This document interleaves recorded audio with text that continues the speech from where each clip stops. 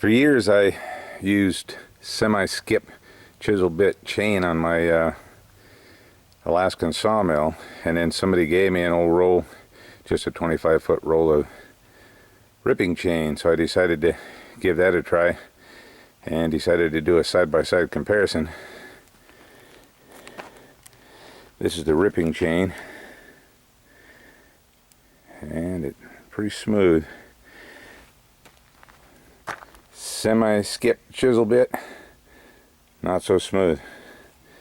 So yeah, I think the ripping chain is probably worth the extra hassle, especially if you're going to plane it, save you a couple of passes.